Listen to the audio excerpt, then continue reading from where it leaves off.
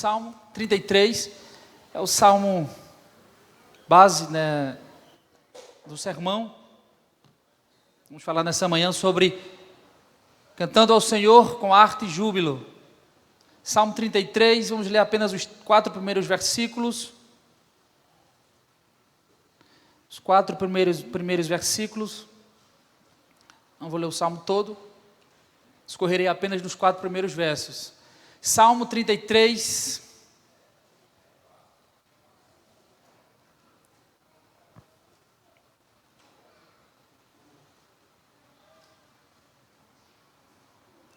Amém? Leiamos. Exultai, ó justos, no Senhor, aos retos fica bem louvá-lo. Celebrai o Senhor com harpa, louvai-o com cânticos no saltério de 10 cordas. Entoai-lhe novo cântico, tangei com arte e com júbilo, porque a palavra do Senhor é reta, e todo o seu proceder é fiel.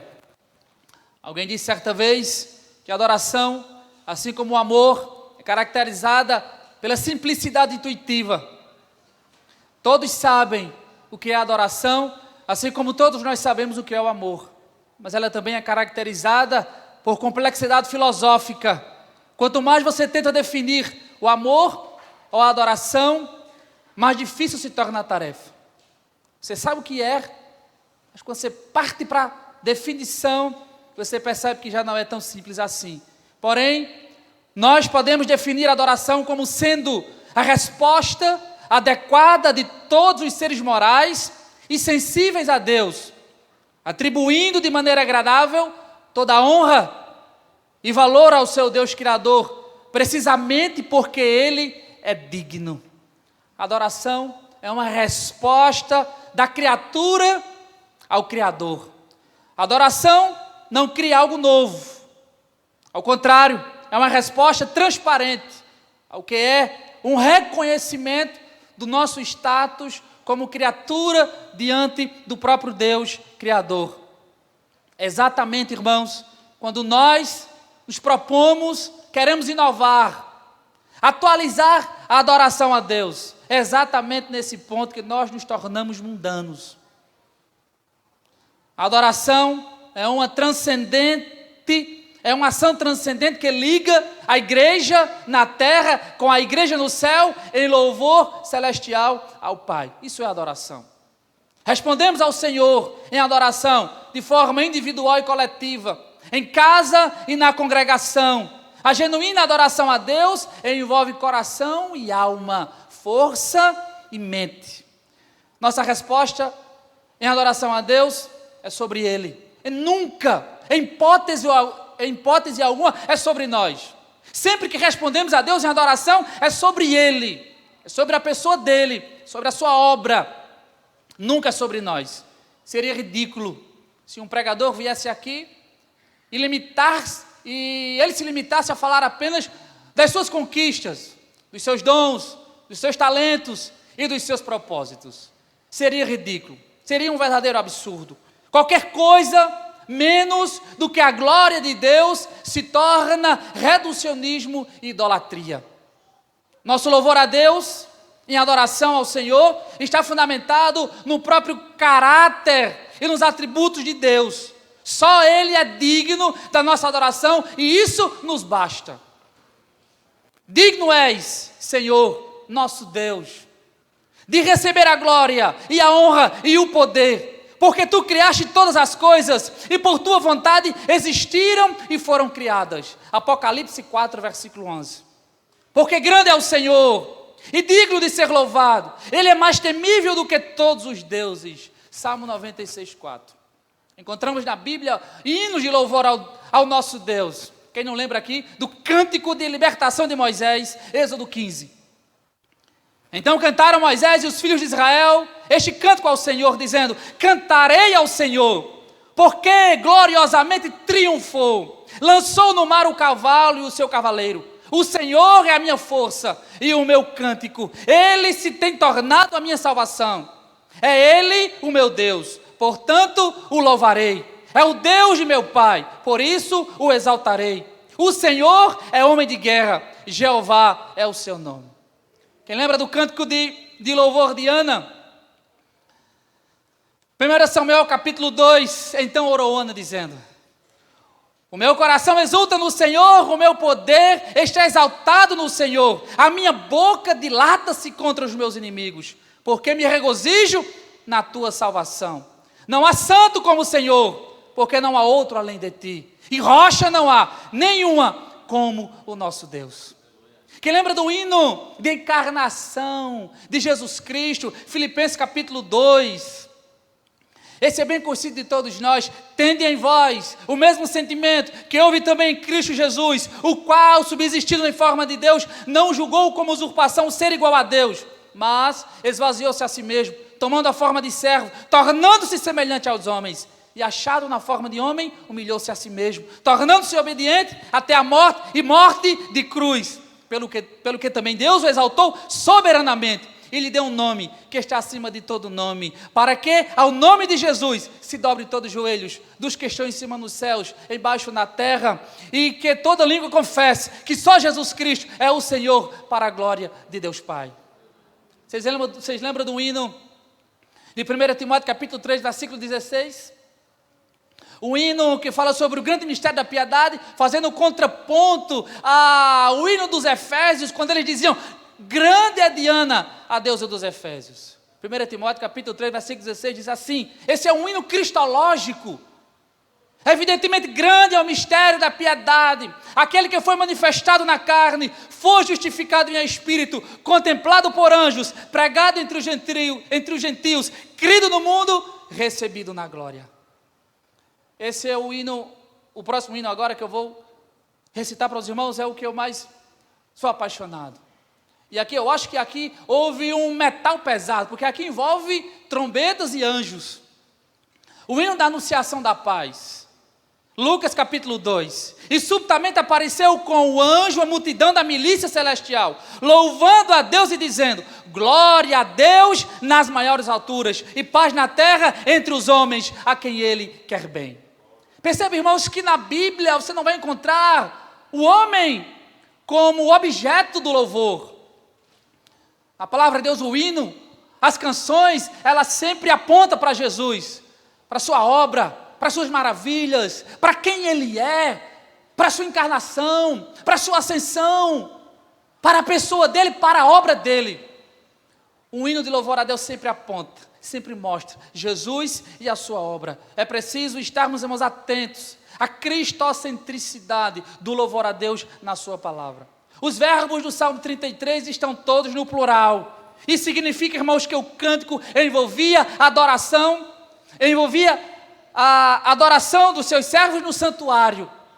Na adoração individual, nossa adoração individual tem como ponto alto, ponto máximo, a nossa adoração em comunhão.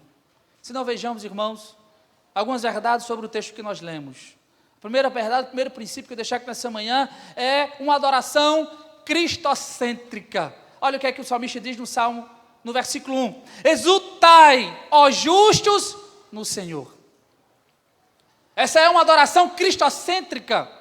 A verdadeira adoração da igreja exalta Jesus. E a igreja não pode falhar na sua adoração, na sua exaltação. O evangelho em si mesmado, esse evangelho voltado para dentro de si mesmo, concentrado, recolhido, egoísta, é orgulhoso demais para adorar, para pregar, para exaltar somente a Cristo. Daí o porquê da maioria das nossas canções estarem centradas na figura humana. No evangelho, onde Cristo deve ser o centro, não pode haver espaço para a glória pessoal. Alguém disse certa vez: você é capaz de enxergar as estrelas durante o dia? Quando o sol no seu fulgor está brilhando, quem aqui é capaz de enxergar? Será que algum dragão as arrebatou, as engoliu, as levou embora? A resposta é não. Elas estão lá, mas você não consegue ver, porque o sol está brilhando no seu fulgor. Então, quando Cristo, o sol da justiça, está brilhando, não há espaço para estrelas brilharem. Cantemos, irmãos, as maravilhas de Deus. Será que nós estamos preocupados em cantar os seus feitos, os seus atributos, O nosso louvor exalta, glorifica, dignifica a majestade, o poder, a formosura, a beleza do nosso Deus, o Todo-Poderoso. Então cantemos, abramos a nossa boca e com toda a força do nosso coração exaltemos as maravilhas do nosso Deus. Cristo é a realidade por trás dos símbolos do Antigo Testamento. Porque Ele é a revelação final de Deus no Novo Testamento. Ele é, irmãos, o epicentro do Novo Testamento. Cristo é a pessoa para a qual todos os nossos anseios convergem. O homem tem desejo de algo, o homem anseia por algo, mas o homem sem Deus não sabe aonde encontrar esse algo. Então ele perdido, fica tateando, procurando em pessoas e objetos a quem ele possa se debruçar e devotar toda a sua adoração. Nós sabemos exatamente a quem devemos devotar a nossa adoração. Todos os nossos anseios, eles convergem para a pessoa bendita de Cristo Jesus. Ele é o foco central, irmãos, da adoração do Novo Testamento. No Antigo Testamento, tudo apontava para Ele. No Novo Testamento, Ele é a realidade das sombras que passaram. Quando a realidade chega, as sombras se dissipam. Então, nada menos do que um louvor centrado na pessoa e na obra de Cristo Jesus. Essa é a adoração que envolve a nossa vida como um todo. Seja na igreja, ou seja em casa, seja cultuando a Deus, ou seja trabalhando. Os cristãos devem se concentrar em Cristo cada segundo de sua vida. E enquanto se reúnem para adorar de forma coletiva, eles devem direcionar seu coração para se reunirem na radical cristocentricidade. Ele deve ser o centro da nossa adoração. Deve ser o motivo do nosso culto. Ele deve ser a razão do nosso viver. Viemos aqui, estamos aqui por causa dele. Exaltar em confortos temporais é nocivo. Exultar em si mesmo é insensatez. Exultar no pecado é fatal. Mas exultar em Deus é celestial. Palavra de Spurgeon. Segundo lugar, segunda verdade, segundo princípio, encontramos no texto uma adoração exclusiva dos fiéis. Vejam o mesmo versículo, a parte B. A parte A diz: exultai aos justos do Senhor. A parte B diz: aos retos fica bem louvá-lo. Adoração é um banquete degustado, irmãos, pelos justos. Isso é um privilégio nosso. Deus nos convoca a adorar. Ele preparou um banquete, vinde, porque tudo já está preparado. Um grande banquete nessa manhã para nós que aqui viemos. É um verdadeiro deleite, um deleite para a nossa alma. Sua carne, diz a palavra, é verdadeira comida. Seu sangue é verdadeira bebida. O Senhor nos dá o privilégio de nos deliciarmos com a sua presença em louvor e adoração ao seu santo nome. Um verdadeiro adorador não abre mão de adorá-lo. Não abre mão disso aqui, de um momento como esse. Não abre mão de cultuar ao Senhor. De levantar-se bem cedinho e subir à casa do Senhor. Um verdadeiro, um autêntico adorador não abre mão disso. Não negocia esses valores. Um pecador salvo pela graça de Deus não deve ter dificuldade alguma de louvar ao seu Senhor. Porém o ímpio, ele é incapaz de adorar a Deus. O ímpio está impossibilitado de apresentar-se diante de Deus em louvor e adoração. Ele está destituído do direito de cultuar ao Senhor. Isso é um privilégio nosso, dos justos, daqueles que foram lavados pelo sangue de Cristo Jesus, daqueles que foram chamados com cordas de amor por sua graça irresistível. Isso é um privilégio nosso. Então a igreja deve valorizar cada momento, cada oportunidade que tem de estar na casa do Senhor, exaltando e cultuando ao seu nome. Isso não é um peso, irmão, para nós. Isso não é um fardo vir à casa do Senhor. Isso é um momento de deleite, de prazer. Isso é um verdadeiro antegosto do que sentiremos no céu. Igreja, irmãos, é nada mais, nada menos do que um povo em aliança com Deus e uns com os outros. Desfrutamos nessa manhã da doce e maravilhosa companhia de Jesus e da comunhão dos nossos irmãos. O Deus que está para além dos céus, do espaço sideral, é o Deus que invadiu docemente os nossos corações. efetuando a obra da regeneração e santificando-nos para o seu louvor. O louvor nos lábios de um pecador é como um oráculo nos lábios de um insensato. Não tem valia. Se os ímpios ou hipócritas tentam executar este exercício, lançarão ignomínia e desonra a Deus, em vez de louvá-lo com propriedade. Não só isso, mas outra coisa não fazem senão profanar o seu santo nome. A menos que, revestidos da justiça e da santidade de Deus, nós não podemos nos achegar a Ele e prestar um culto digno da sua presença. A única razão, irmãos, para nos achegarmos a Deus nessa manhã, em perfeita santidade e justiça, é porque a obra de justiça e de santidade de Jesus está imputada em nossas vidas. Essa é a única razão. Essa é a única resposta. Não são os nossos méritos, os nossos atributos morais, a nossa ética, a nossa boa vontade, mas é a justiça de Jesus, o Filho de Deus, o Todo-Poderoso. Não é lícito, irmãos, deixar de adorar aquele por quem tudo fez por nós. Não é, irmãos, que Ele fez muito, não. Ele fez tudo. Tudo por nós. Alguém disse certa vez a um pastor, depois de um sermão, um jovem abordou o pastor no final do culto e disse: pastor, eu agora entendi, eu preciso de Jesus. O pastor disse: não, você não entendeu, você não precisa de Jesus. Jesus é a única coisa a qual você pode se agarrar. É tudo que você tem. Fora de Cristo, não resta mais nada, irmãos. Não é lícito deixar de dar a honra àquele que por tudo fez por nós. Não é correto tratar com desdém, com desprezo, o louvor, um momento de comunhão a Deus. O louvor na casa do Senhor é responsabilidade de todos nós, que aqui estamos e que aqui viemos. Não apenas daqueles que vêm aqui à frente louvar ao Senhor, levar a igreja em adoração, mas isso é uma responsabilidade de todos nós. Todos nós somos adoradores do Senhor, todos nós. Aqui, irmãos, não é um lugar de apresentação. Aqui não é um palco. Só existe uma plateia aqui, o Pai, o Filho e o Espírito Santo, e Ele está sondando mentes e corações nessa manhã. Ninguém está se apresentando aqui. Vocês não são um auditório, telespectadores, alguém que estão assistindo a um teatro. A única plateia aqui é a Trindade Santíssima.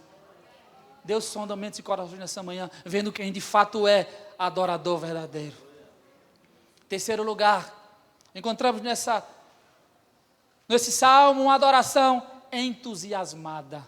Versículo 1a e versículo 2, mais uma vez. Versículo 1, parte A: exultai, ó justos, no Senhor. Verso 2: celebrai o Senhor com harpa, louvai-o com cânticos no saltério de 10 cordas. Lembra como é que começa o Salmo 100? Celebrai com júbilo ao Senhor todas as terras, servi ao Senhor com alegria, apresentai-vos diante dele com canto. Salmo 122, versículo 1: alegrei-me quando me disseram, vamos à casa do Senhor. Alegria faz parte do nosso canto. Alegria é parte da nossa música, é essencial, é indispensável. Deus nos convoca a adorá-lo com júbilo. Culto a Deus é santa convocação, mas também é dia de festa. É uma festa nessa manhã, para todos nós que aqui estamos. É dia de festa, irmãos. Deus nos convoca de forma santa, mas esse momento é um momento de banquete, de delícia, é um momento de festa. Você já foi em alguma festa aonde há silêncio? Eu nunca fui. Toda festa é barulhenta, não é? Toda festa tem música, tem conversa, tem riso, tem cântico. Ninguém faz festa calado. Culto não é um velório. Aqui não é um velório, irmãos.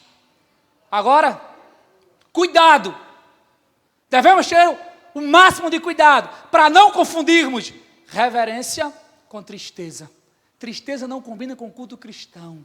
Não combina. Somos um povo alegre. É por isso que precisamos entrar nos seus atos com palmas nas mãos e com cânticos nos lábios.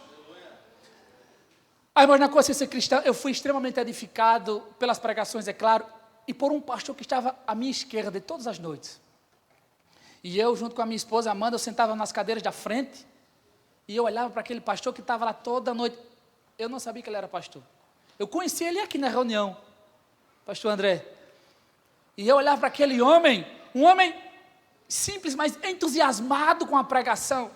E ele vibrava, toda vez que o pregador falava, Jesus, Jesus, e ele balançava a cabeça, e as lágrimas, vez por outra, escorriam pelo seu rosto, e parecia que, como se um time de futebol tivesse feito um gol. Eu dizia, pastor Sidney. Eu dizia, que alegria, que gozo. Irmãos, essa alegria só quem pode proporcionar é o Espírito Santo de Deus. Irmãos, Deus é maravilhoso, e quando nós estamos na sua casa, nós cantamos, nós levantamos as mãos em louvor e adoração, nós batemos palmas, nós pulamos se preciso for, porque a presença do Senhor nos traz alegria. Senhor, eu entendi. Eu posso entender, irmãos, no Salmo 122, alegrei-me quando me disseram, vamos à casa do Senhor. Isso é momento de festa, isso é momento de regozijo, isso é momento de alegria, esse é um momento de júbilo. Reverência não é tristeza. Levantamos as mãos em alegria, cantamos em alta voz de alegria, nos alegramos com os nossos irmãos e irmãs, mas sobretudo, o motivo da nossa alegria é porque fomos perdoados dos nossos pecados. Essa é a razão central da nossa satisfação e alegria. Cristo apagou todos os nossos pecados. Eu agora posso me apresentar diante dele sem temor, sem medo, me apresentar, porque o sangue de Cristo Jesus me abriu um novo caminho, um novo e vivo caminho ao Santo dos Santos, ao trono da graça. É estar alegre, é estar grato ao Senhor por nos libertar de nossa condenação. Não obstante, o mesmo Deus que diz alegrai-vos, Salmo 100, 122, é o mesmo que diz guarda o pé quando entrares na casa de Deus. Eclesiastes 1:5, Eclesiastes 5:1. Se devemos ter cuidado, irmãos, para não confundirmos reverência com tristeza, é preciso termos cuidado também para não confundirmos a alegria do Espírito com desordem. E agora, irmãos, o que é que a gente faz? Como é que você resolve esse dilema? É de alegria ou de reverência que precisamos? Qual dos dois? Com alegria que nos apresentamos ou é com reverência? O pastor André soprou aqui. Precisamos dos dois, essa é a resposta. Precisamos de uma igreja alegremente reverente e reverentemente alegre. A nossa igreja, a nossa adoração deve ser alegre, porque a alegria mostra que Deus está presente. E a nossa adoração, nosso culto deve ser reverente, porque mostra que o nosso Deus é um Deus temível e poderoso. A igreja deve adorar com alegria e com reverência. Em quarto lugar, encontramos uma adoração apaixonante. Versículo 3.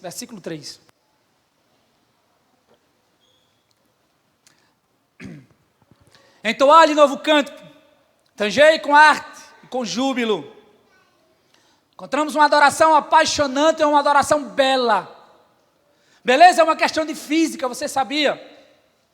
É uma força gravitacional que atrai ao verdadeiro e ao bom. Ninguém aqui é atraído por aquilo que é feio. O grande problema é que depois da queda, o nosso senso por beleza foi deformado. Então o mundo hoje diz que qualquer coisa é arte. Então, qualquer porcaria que é cantada é artístico. Qualquer pintura, qualquer encenação teatral pode ser arte. Qualquer coisa, porque o nosso senso por beleza foi deformado na queda. Mas nenhum de nós somos atraídos por aquilo que é feio. Beleza é uma questão de física, é uma força gravitacional. A música é bela quando ela é verdadeira e é boa. Essa é a música bela. Precisamos cantar as verdades e a bondade do nosso Senhor. Então, irmãos, a pergunta não é o quanto a música é bela. Ah, essa música é bela. Ah, vamos cantar essa porque essa aqui é bela. Não. A pergunta é o quanto de beleza, mais verdade, mais bondade ela carrega em si. Essa é a música ideal que a igreja deve cantar. Uma música bela. Uma música formosa, mas uma música que carrega a verdade e a bondade do nosso Deus. Um escritor chamado Tim Keller disse o seguinte, falando sobre a adoração. A adoração seria a ação obediente, motivada pela própria beleza de quem Deus é. Adoramos a Deus com a nossa mente e com o nosso coração. Nossas canções devem envolver dons, talentos e emoção. Oi, irmãos, é preciso sentir aquilo que cantamos. É claro que a nossa adoração passa pelo nosso intelecto, na tessitura das cordas vocais, mas, sobretudo, ela deve vir do fundo da nossa alma. É preciso sentir a música que cantamos, os louvores que entoamos ao nosso Deus. Então, precisamos, irmãos, de fogo no coração, mas também de luz na cabeça. Esse é o propósito de nós cantarmos ao Senhor. Esse é o jeito correto, a maneira certa de exaltarmos ao nome do nosso Deus. Com entusiasmo, com reverência, com fogo no coração e com luz na cabeça. Em quinto lugar e último, encontramos uma adoração bíblica. O versículo 4. Porque a palavra do Senhor é reta, todo o seu proceder é fiel. É de suma importância, irmãos, que a adoração seja bíblica, escriturística. A operação de Deus se dá de acordo com a própria palavra, de modo que qualquer forma de adoração contrária à palavra de Deus não pode agradar ao Senhor. Isso significa que nossa adoração coletiva deve ser centrada na palavra do começo ao fim. A palavra de Deus deve envolver tudo. A leitura cuidadosa da palavra deve ser central. Os hinos e cânticos devem ser saturados da palavra. A pregação deve ser baseada na palavra somente. Nossas orações devem conter a realidade da palavra. Por que é que tanta música na igreja é fraca, irmãos? É de péssima qualidade. Qual é a resposta que encontramos? Porque não há Bíblia, não há escritura na palavra. Uma fraca teologia produzirá uma música de péssima qualidade. Quando nós não revelamos, cantamos as verdades, as maravilhas de Deus, o poder de Deus, a sua obra, os seus atributos, vamos cantar sobre nós mesmos. Essa é que é a grande verdade. Ou cantamos Deus, ou cantamos para nós. Deus merece nada menos do que tudo. Um louvor que não esteja centrado na glória de Deus, na pessoa de Cristo Jesus, é reducionismo, idolatria. Agora, irmãos, para concluir, eu queria que nós cantássemos. Eu vou cantar não, tá? A gente vai recitar. Apocalipse capítulo 5, versículo 9, versículo 10. Abra a tua Bíblia. A canção dos remidos no céu, Apocalipse 5, versículo 9 e versículo 10. Se você tem uma Bíblia revista e atualizada, como a minha, recite nessa manhã em alto e bom som. Apocalipse 5, 9 e 10.